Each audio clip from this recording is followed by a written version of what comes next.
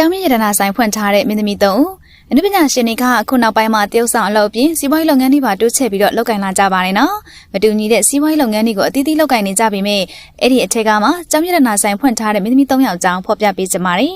နံပါတ်1ပိုးကြပြူခင်အမတပီပေါ်မင်းသမီးလေးပိုးကြပြူခင်ကအကိုထွန်းနဲ့လက်ထပ်ပြီးနောက်မှာမန္တလေးမှာပဲရတနာပီကေထွန်းဆိုတဲ့နာမည်နဲ့စိန်နဲ့ကျောင်းမြင့်ရတနာဆိုင်ဖွင့်ထားပါတယ်ပိုးကြပြူခင်ကအိမ်အောင်ကြပြီးကလေးကအနုပညာအလုပ်တွေနဲ့အလှမ်းဝင်းနေတဲ့သူဖြစ်ပေမဲ့အွန်လိုင်းအသုံးပြုသူတွေကြားမှာတော့ရေပန်းစားသူဖြစ်ပါတယ်။ဒါပြင်ပိုးကြပြူခင်တို့ဇနီးမောင်နှံကမကြာခဏဆိုသလိုစတူဒီသားကျွေးတာအလုပ်လုပ်တာတယောက်ကိုတယောက်လက်ဆောင်တွေပေးပြီးတော့ surprise တိုက်တာတွေလည်းလုပ်တတ်ပါတယ်နော်။နံပါတ်2မြတ်သူသူ